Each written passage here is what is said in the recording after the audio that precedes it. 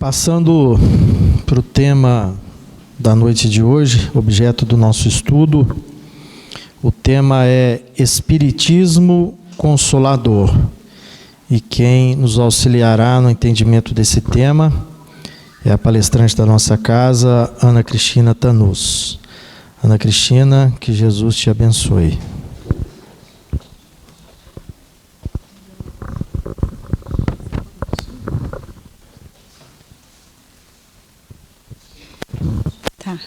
Boa noite, meus irmãos. Que o Mestre Jesus nos conceda a sua paz, que nesse instante possamos sentir a espiritualidade benfeitora derramando bênçãos e luzes sobre cada um de nós. E hoje nós vamos tratar de um tema belíssimo, que é o Espiritismo Consolador. E o sentimento hoje é de gratidão porque nós temos oportunidade de sempre rever a nossa doutrina, a doutrina que é a mais pura expressão do cristianismo redivivo. E também essa gratidão por Kardec ter enfrentado tantos infortúnios, ter enfrentado tantas situações adversas para trazer até nós o Espiritismo Consolador, para divulgar essa doutrina que hoje nós temos conosco. Então, para a gente falar de Consolador e de Consolador prometido, vamos iniciar com uma simples reflexão. O que estamos hoje fazendo exatamente aqui, nesse instante, nesta casa, se não buscando algum tipo de consolação? Que seja ela um consolo por algo que sofremos, um reconforto, talvez uma forma de acolhimento, de esperança ou mesmo de misericórdia. São palavras, são sentimentos que aludem à questão do Consolador. E vamos pensar também que nós estamos buscando algum tipo de consolação porque temos de aprender ainda a lidar com as nossas aflições. Aflições que aparecem sob diversas formas, A primeira forma é talvez a perda de um ente querido, talvez uma doença física que vem de um emocional desestruturado, às vezes problemas financeiros, às vezes problemas de familiares, envolvendo filhos ou não, ou mesmo os vazios, as lacunas que a gente busca preencher nas nossas existências. Então, nós somos ainda, meus irmãos, os pequeninos que Jesus dizia no seu Evangelho, aqueles que ele sempre conclamava: deixai vir a mim os pequeninos. E é João, evangelista, no Evangelho segundo o Espiritismo, que vai nos dizer que Jesus queria que os homens se entregassem a ele com confiança desses pequenos seres de passos vacilantes. Então, o que ele quer dizer com isso? Que nós ainda estamos enfrentando muitas aflições. E elas, muitas vezes, são provas para nós podermos vencer, superar, mas nós ainda não temos esse entendimento como nós gostaríamos. E é Jesus, então, que se coloca como esse Consolador, que vem trazer para nós essa mensagem divina. E ele diz que a cura para todas essas aflições já se encontra naquilo que Deus gravou em nós, que é o amor, esse fogo sagrado, esse fogo divino. Ali Jesus vai dizer que é a cura, que é o bálsamo mesmo, que nos leva, inclusive, ao amor pleno, que é a caridade. E aí ele vai dizer para nós, só esse amor consegue arrebatar as chagas do coração. E é isso mesmo, meus irmãos. Quando a gente vai, então, falar de consolação, nós vamos falar naturalmente daquilo que a gente geralmente prevê quando acontece o ato de consolação. Então, certamente nós iremos, quando formos consolados ou quando nós formos consolar, ter de lidar muito com essas virtudes que estão aí para vocês: piedade, resignação, humildade e caridade, porque elas acompanham o ato da consolação. Assim Jesus fazia quando ele consolava os irmãos em sofrimento. Nós vamos ver, inclusive, 3 perguntas que vão, de repente, passar pela nossa mente quando a gente fala da consolação. Perguntas que são necessárias para a gente refletir no nosso dia a dia. A primeira delas, será que o Espiritismo é a única via de consolação? A outra, como ele consola, como o Espiritismo consola. E a outra, como nós estamos nos relacionando com essa mensagem consoladora. Então, vamos buscar hoje no estudo, pensar um pouco a respeito disso, lembrando que aquelas virtudes irão sinalizar como nós estamos lidando com essa mensagem consoladora, a mensagem que vem com o Espiritismo. E aí a gente vai refletir, então, antes das 3 questões, sobre o que significa consolador. Nós vamos pesquisar e consolador admite a origem, e de 2 formas. Uma é a latina e a outra é a hebraica. É interessante trazer as duas para a gente já entender o que está na palavra e o que realmente acontece na prática. Consolador, segundo a origem latina, vem da palavra consolare, que é a junção de com mais solare. Com significa junto e solare, suavizar. Solare, abrandar, reconfortar, aliviar. Por que é interessante a gente observar a origem dessa palavra? Porque na própria palavra já está o estar junto para aliviar, o estar junto para consolar. E aí a gente já vê, inclusive, uma questão que consolar não é simplesmente a presença física, mas a presença espiritual. A doação verdadeira é quando eu estou diante do meu irmão, se estou consolando, oferecendo a ele tudo aquilo que eu já tenho. E se eu estou sendo consolado, recebendo desse irmão aquilo que ele já conquistou de virtude. E também nós vamos encontrar nessa palavra consolador, segundo a origem latina, uma força que nos impulsiona, porque sempre na consolação nós vamos perceber essa situação que nós estamos no sofrimento, mas em um determinado momento somos impulsionados a sair dele. É a consolação que nos permite isso. Depois nós vamos ter essa palavra advinda do hebraico, que é talvez aquela que mais se aproxima de como Jesus a compreendia e como ele realmente a trabalhou no seu momento, no momento que ela esteve aqui conosco na Terra. E aí vai admitir 5 possíveis significações: aconselhador, intercessor, fortalecedor, acolhedor e defensor. E o mais interessante é que vem da palavra paracleto, que significa tudo isso. E que a gente vai ver, inclusive, no Evangelho de João, segundo algumas traduções, essa palavra. E aí a gente vai ver, quando Jesus foi aconselhador, quando ele nos trouxe essas palavras que, segundo ele, são a verdade em todos os tempos. Quando que Jesus foi o intercessor, quando ele foi o médium de Deus, aquele que veio direto da parte do Pai nos trazer a mensagem divina. Quando Jesus foi o fortalecedor, quando ele trouxe um princípio máximo, que segundo Allan Kardec, lá nos primeiros capítulos, sem esse ensinamento não entenderíamos nada de Jesus, vida futura. Vida futura é o princípio máximo para a gente entender todos os ensinamentos de Jesus, fortalecendo a nossa visão para esse futuro. O que Jesus vai ser também um acolhedor? Todo o tempo que Jesus esteve passando pelas pessoas, o que ele mais fazia era acolher, com o seu olhar meigo, com as suas palavras, com os seus gestos, com a sua forma de amar. Quando Jesus foi defensor, não só defensor de nós, mas defensor de mostrar para nós que nós somos os responsáveis, que os maiores inimigos nossos não estão fora, mas sim dentro de nós, as nossas inferioridades. E ele mostrou como nós podemos canalizar cada uma delas e transformá-las. Então a gente vai vendo que esse sentido é o sentido que Jesus trabalhou, e é o sentido que os seus discípulos também vão dar consequência, vão dar seguimento. E aí a gente vai ver Kardec, no capítulo 1 do Evangelho segundo o Espiritismo, dizer uma coisa muito importante. Jesus não era simplesmente um legislador, e nem tampouco aquele que viria só dar o cumprimento da lei. Ele era uma autoridade toda moral, porque ele era um espírito de elevada ordem.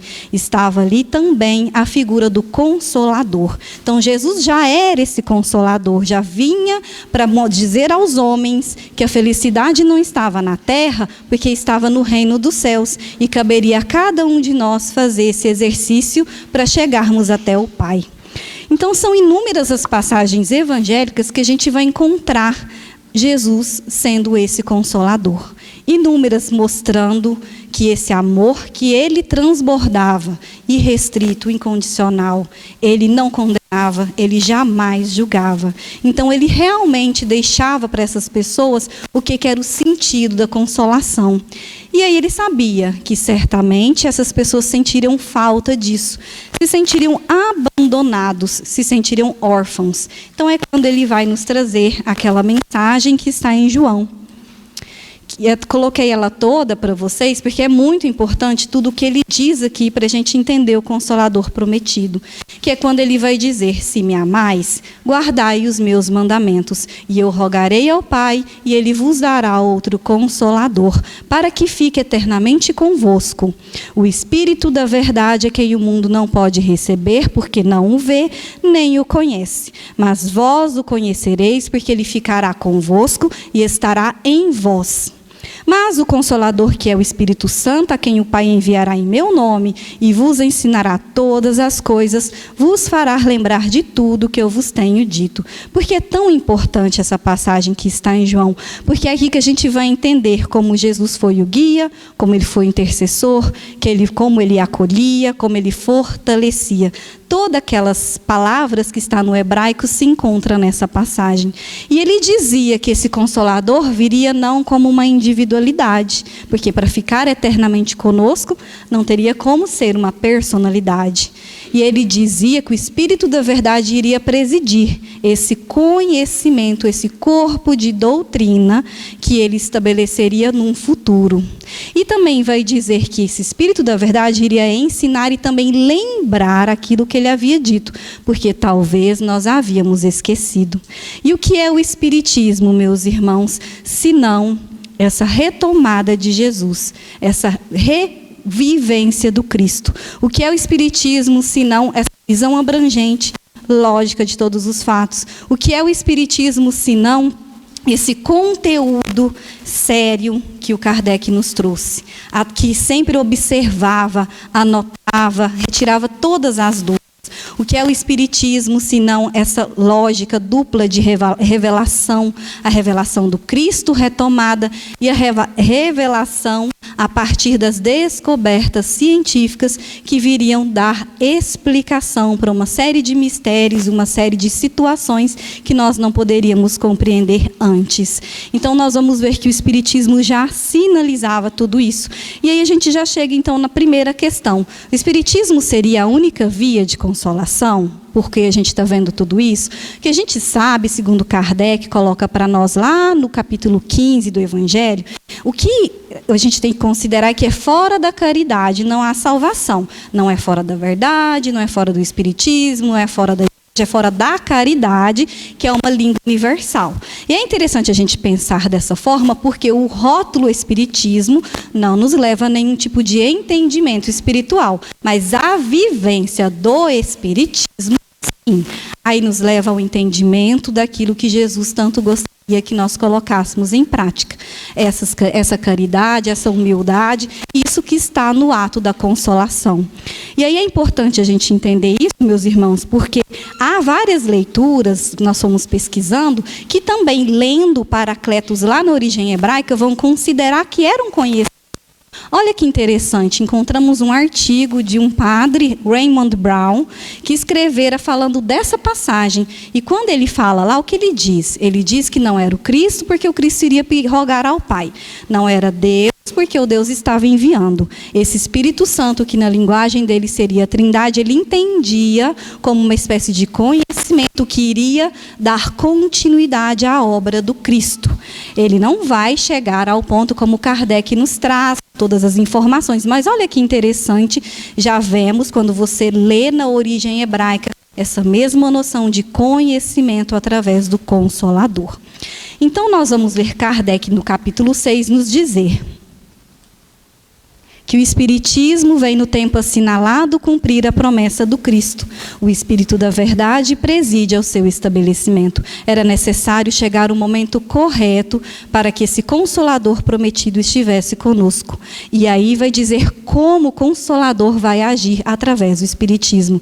Vai dar uma suprema consolação a todos que sofrem, ao dar uma causa justa e um objetivo útil a todas as dores. Então, o Espiritismo, ele pode não ser a única via, mas ele é uma via sublime, meus irmãos. Uma via sublime porque nós compreendemos as aflições, nós compreendemos o porquê sofremos. E para isso a gente precisa de humildade. De humildade, porque se eu sofro uma aflição, o meu próximo também sofre, ele é meu irmão. É essa disposição íntima de ver o outro como igual. E assim entender que os erros que eu posso ter, ele também pode ter. E a gente realmente somos irmãos em humanidade. No ato da consolação, a humildade, ela é convocada. Por exemplo, Jesus diz, bem-aventurados os pobres em espírito, porque eles serão consolados. O Espiritismo diz que sem a simplicidade de coração e a humildade de espírito não serão admitidos no reino dos céus. Jesus diz, quem quiser ser o maior, que seja esse o vosso servidor. E o que é que o Espiritismo nos diz? Confirma a teoria pelo exemplo. Os pequenos chegam engrandecidos no plano espiritual e os poderosos muito pequenos. Muitas vezes, como diz Kardec, a imagem é de náufragos sem a própria roupa, porque não deram valor à verdadeira essência da humildade. Os pequenos, conhecendo a verdadeira grandeza, chegam resplandecentes por ter conquistado a humildade. Então vamos ver isso, por exemplo, naquela mensagem da Rainha de França, que ela vai perceber que ela precisava ter enxugado as lágrimas, Ela via que ali tinha aqueles que a serviam eram muito maiores que ela. Então, são inúmeras as passagens que vão nos mostrar isso. Então, aí a gente já começa a entender como o Espiritismo nos consola. Ele nos consola porque ele inicia esse processo de nos mostrar como a consolação acontece. Na primeira questão de O Livro dos Espíritos, o que é Deus? Kardec pergunta, e os Espíritos respondem: é a inteligência suprema, causa primária de todas as coisas. Não é um ser representado com características humanas, que pode ser vingativo, parcial. Não, é uma inteligência, é uma previdência a tudo no universo. É uma harmonia que rege todas as leis no universo. Então vejam por aí a própria consolação, já entendendo desta maneira. E aí a gente chega, então, a alguns dos pontos que o Espiritismo vai nos trazendo a consolação. Deus, em seus grandes atributos, um dos principais é essa misericórdia infinita na sua justiça e esse amor infinito por cada criatura. A ideia de que nós somos criados simples e ignorantes, portanto, não há seres criados totalmente para o mal e nem totalmente para o bem. Então, não há penas eternas, nós vamos, aos poucos, ascendendo na nossa evolução. A reencarnação, que é um princípio básico do Espiritismo e vem nos trazer que é uma jornada de aprendizados nas várias existências sucessivas.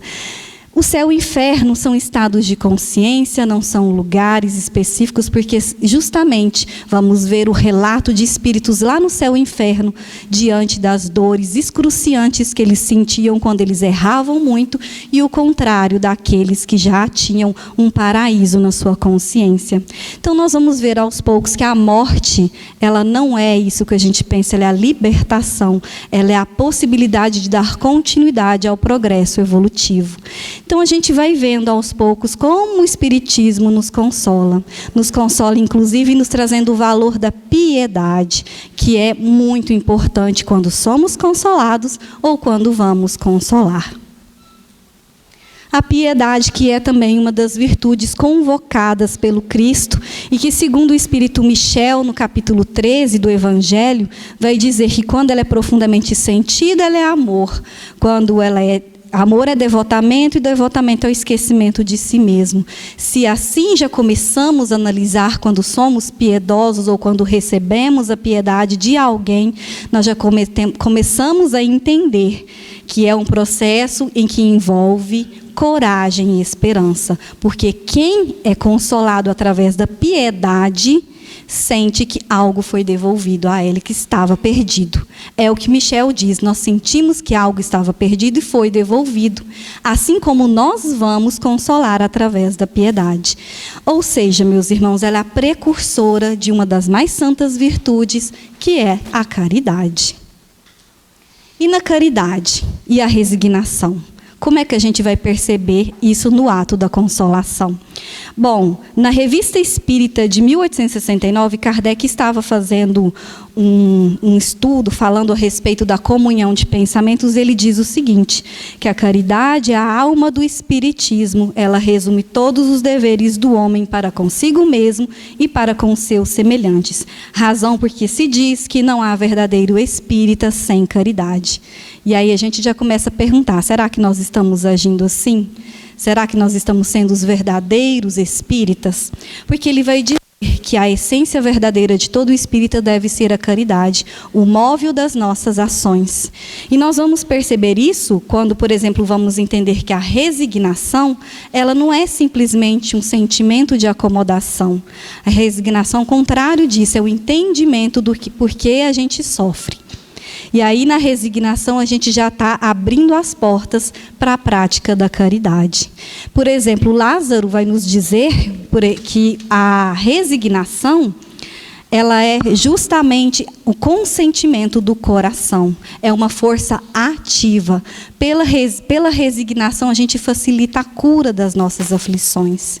Inclusive, é assim que a gente vai entendendo que essas 4 virtudes, elas estão, sim, intrínsecas à consolação. Sejamos nós os consolados, sejamos nós os consoladores. E aí a gente vai ver que essas virtudes começam a brilhar em nós como estrelas. E aí a gente vai entender também que assim a gente dissipa as sombras internas, as sombras pesadas e densas do egoísmo, do orgulho, da vaidade. Aí a gente entende que a gente abre possibilidade para florescer sempre novas virtudes que vão sendo convocadas a trabalhar. Aí a gente chega naquela parábola tão famosa do Cristo, né? O bom samaritano. O que a gente tem ali, né? Muito exatamente essa consolação em que encontramos todas essas virtudes. Ele viu o homem caído, ele que era gente de má vida. E os outros 2, conhecedores da lei dos homens e da lei de Deus, passaram ao largo. Ele foi lá com humildade e viu o outro como irmão. Ele foi lá e se apiedou da dor do seu irmão. Ele se resignou, porque ele sabia que era um sofrimento que ele podia aos poucos trabalhar e auxiliá-lo, até que então ele pratica a caridade, levando esse irmão para uma taverna, lhe dá o devido alimento e depois disse que voltaria para saber como ele estava. E aí a gente vê o bom samaritano conseguindo consolar a partir dessas virtudes.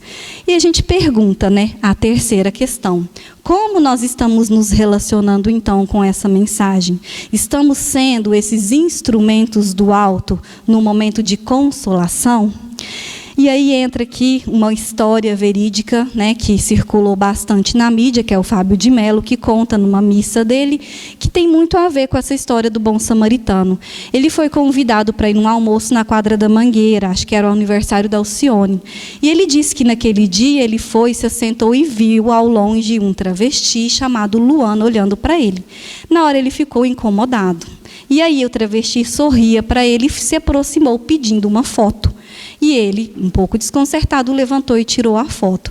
Depois, ele conta que logo ele saiu com os olhos marejados de lágrimas, porque me parece que ele era um grande admirador do Padre Fábio. O Padre Fábio volta para o seu assento e uma pessoa se aproxima e diz: Padre Fábio, você sabe quem é a Luana? Ah, não, conheci agora. Pois é, ela faz um trabalho tão bonito aqui na Lapa. Você precisa ver, ela trabalha na noite, né? Gente de má vida, né? Como se dizem, né? Como Cristo ensinava o bom samaritano. Mas ela acolhe a todos os moradores que necessitam dela. Drogados, crianças de rua, prostitutas são levadas para sua casa. Ela dá banho, ela simplesmente alimenta essas pessoas. O que aconteceu com o Fábio de Mello? Sentiu o castelo da hipocrisia se desmoronar na cabeça dele. Ele diz isso, ele ele diz que aquela hora ele sentiu o tamanho da crueldade, de como ele condenou aquele irmão, como ele julgou aquele irmão.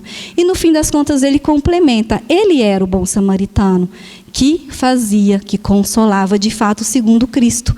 Eu, mais um conhecedor da lei, que nada faço.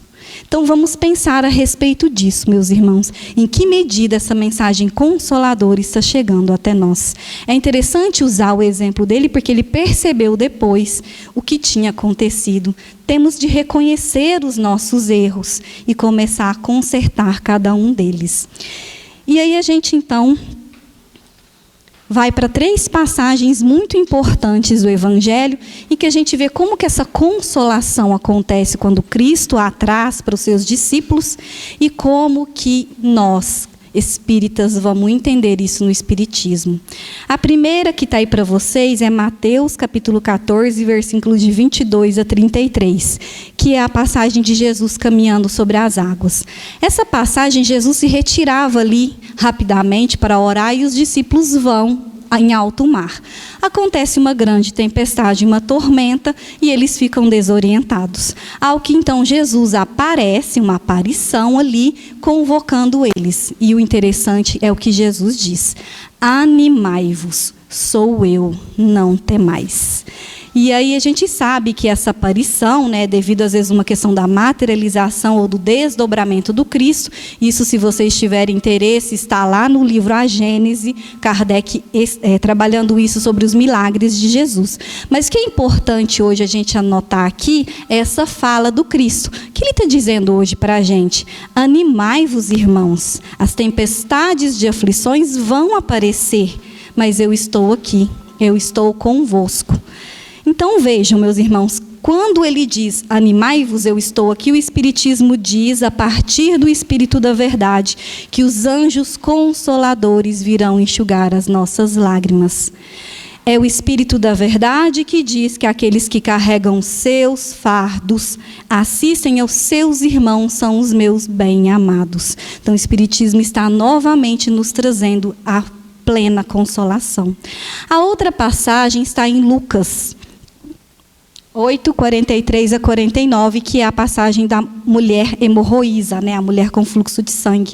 O que a gente tem ali naquela passagem? Nessa passagem nós vamos encontrar exatamente a mulher que já não sabia como conseguir a cura do seu mal e resolve, ao encontro do Cristo, toca nas vestes e naquela hora ela é curada.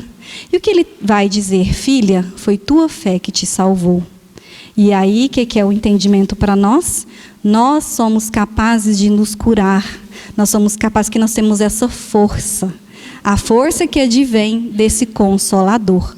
E é o Espírito da Verdade que vai nos dizer que não procureis alhures a força e a consolação.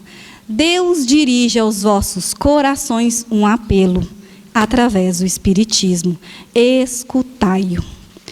Também vamos encontrar na passagem de João, capítulo 20, versículo de 11 a 18, o momento em que Madalena vai ao túmulo e vê que o Cristo já não estava ali. Mas um pouco antes, quando ela não reconhece, ele vai dizer para ela: mulher, por que choras?